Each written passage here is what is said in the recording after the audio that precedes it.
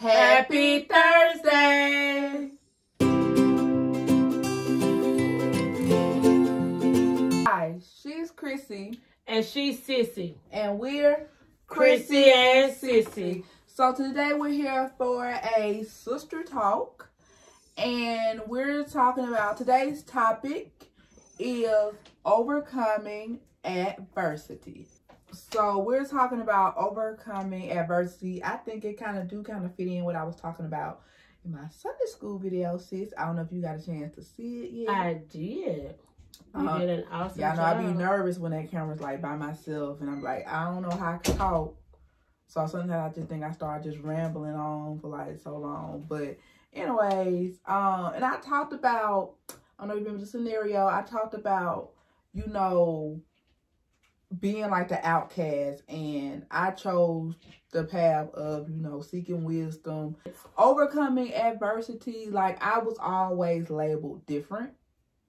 I mean, I have so many stories I can talk about, but I was always labeled different. But those were the things that made me who I am today. But okay. What was your reason for bringing it up? It just came to you? It just did. I mean, our title is Sister Against All Odds. We are as females. Let's talk about females. Females have like the biggest problem. They will find like one little flaw about you and pick at you and put you down instead of building us up. There's a thing out now where it's talking to women and it's just saying, adjust your crown. So that's like an encouragement to women. Pick yourself up, dust yourself off, honey, and adjust your crown and move on. Forget about how many times you've been divorced. Forget about how many children you got. Forget about how many daddies they got. You can overcome that if you put your mind to it and you really want to get out. You really want to overcome. There is a way for you to achieve whatever you want to achieve. And a lot of times, the problem in us not being able to overcome is we never change our mindset. We never change our mindset. There are women, and I would say this, there are women that lives in the projects now. They live in the projects now, but they have a gated community mindset. So which means I'm here now, but I'm going to use this as a stepping stone. Yes, I have 3, 4, 5 children, but I'm going to go to nursing school. I'm going to go to college. I'm going to become a teacher. I'm going to become a nurse. I'm going to become a phlebotomist. I'm going to become a medical bill coder. I'm going to become something besides welcome to McDonald's, may I take your order? So that I will be able to provide for my children, because I want my children to have a better life than what I had. I don't want my daughter to be my age with 3 and 4 children living in the projects. I don't know why I want to be on my soapbox about women and us just not encouraging each other. You're right. I will. You do, because I'm thinking about, you know, when 2018, that's when I wanted to go back to school, but as you know, I had to start in 2019. But it was a woman when I went to go get my transcript from my undergrad, and they asked me, oh, what you need this for? I'm like, yeah, I'm going to grad school. Because, you know, that's why you need a transcript. What she said to me was, when I said I was going to the University of Montevallo, oh, you know, they do work over there.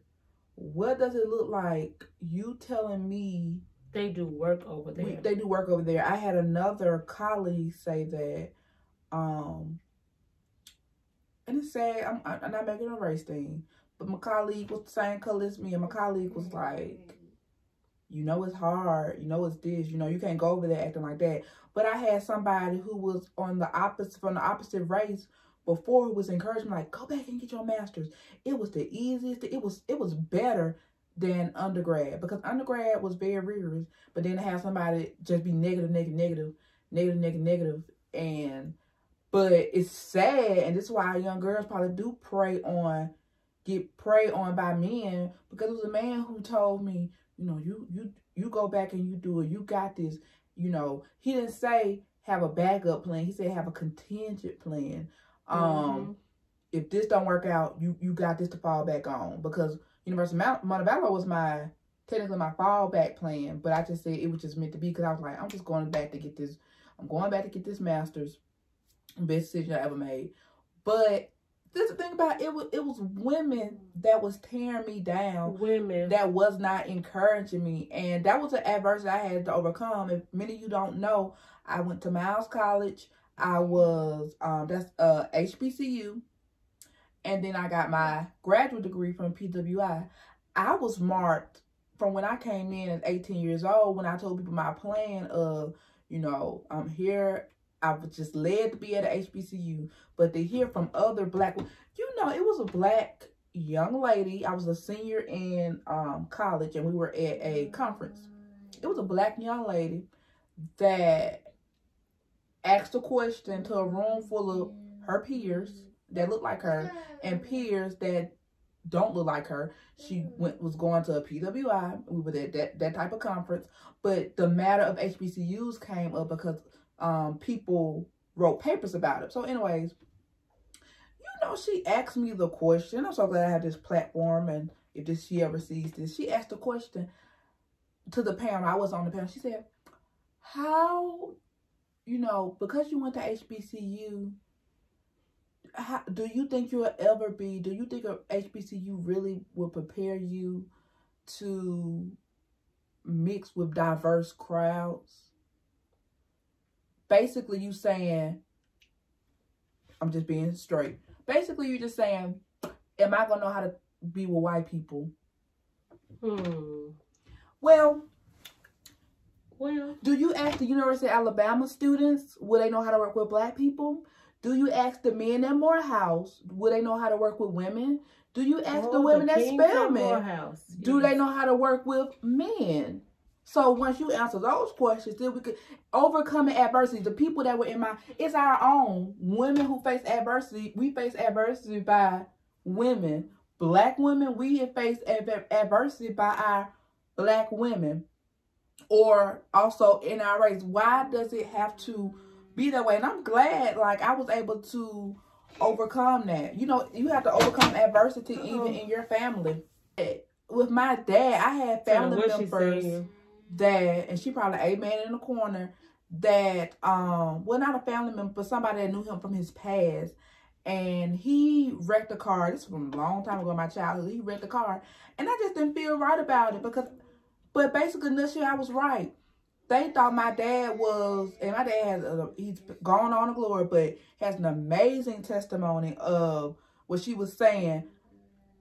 Came from, you know, okay family, humble beginning, messed up, a saved family, but messed up, was on drugs, all this stuff, but got his life together. Overcame adversity. And he even had my mom, not my mom, he even had my sister and my brother, and he probably wasn't a good father at the time, but he overcame adversity, got him a job, pulled him up by the bootstraps, got him a job, became a foreman, and then he has a daughter, a living legacy, you know, with my last name, his living legacy, that got a graduate degree. So even through me, he's overcome adversity, because I had a family member that thought he was the same old jelly bread that he was back in the day. It's a shame, you know, with all that. It don't matter how many children you have. It don't matter where you start. It's all about how you finish, and it's all about, you know, you are in charge of yourself. You are the leader, you know, in yourself. And yes, so I just look at that with my mom. I look at that with my dad, even with my mom coming from, you know, my dad was her second marriage.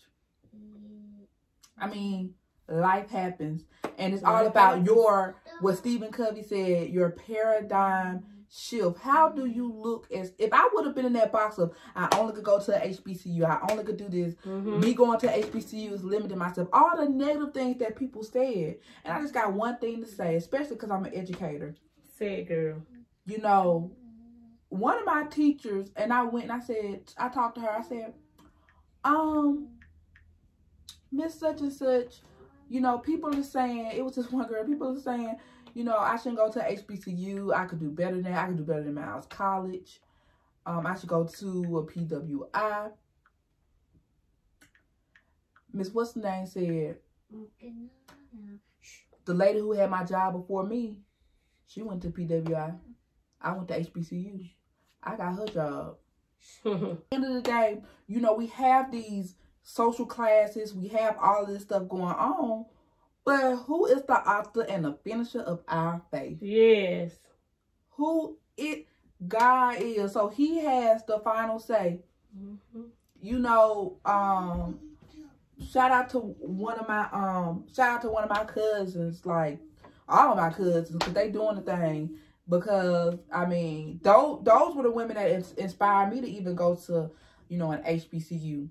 And I'm glad, you know, we all, well, it was one, but we're not gonna talk about her because she said I should never went, but she was allowed to my graduation. When I say I love him, not in a sexual, affectionate way, I love his story. I love how he persevered and how he became who he is today. He's like a living legacy, and he's gone on and been dead for many, many years. Just an example, and then I will give an example of a living legacy that is still here, that overcame dealing with the same things that this man I'm getting ready to say now. He said, all the adversity I have had in my life, all my troubles, obstacles, have only strengthened me. And that is a quote from Walt Disney himself. Do you know, I love his story. I mean, wherever his art teacher is, I am so sure that they have probably flipped over in their graves. Yeah, they in their graves. Millions. I mean, they probably just constantly flipping and eating their words. Walt Disney's art teacher told him that he was not creative, that he would never amount to anything. Walt Disney. It's 5:27. That Walt Disney told this man that he would never amount to anything. Something that he had not a creative gene in his body. So that just goes to show you that if you want to overcome, if you want to be something, if I go back, like Sis was saying about when she was in school, when I was in school, where I am now, where we live now in this, where I grew up, I was not the populous girl in school because I didn't look like everybody else. I didn't have everything else that some of the other ones thought that they had. So therefore, I was talked about. I was mistreated. People would fight me just because. But you know, God has a way of turning things around. So whatever happened to me, and then I ended up going to Gaston. And then from there, literally, me and my own little Black history thing, you know. I consider myself as a part of Black history. I was the first African-American female to graduate from my high school. Even though it wasn't like a large amount of people. I'm not going to tell y'all how many people was in my class, in my graduating class. But it was less than 5. Was the first African-American female to graduate from my high school. And I am like really kind of like proud that I'm not, you know, and I can really like be transparent and tell y'all like some funny things that I even did in high school. Like, bear in mind what I just said, okay? Skipping school, taking one of my classmates' cars and skipping school. Like, they not gonna miss you. They weren't gonna miss me out of class, okay? So that was like Walt Disney, that I did not know him personally, but I am just like a huge fan of his. Okay. But then I have like another testimony, real life testimony, and he is an African-American man.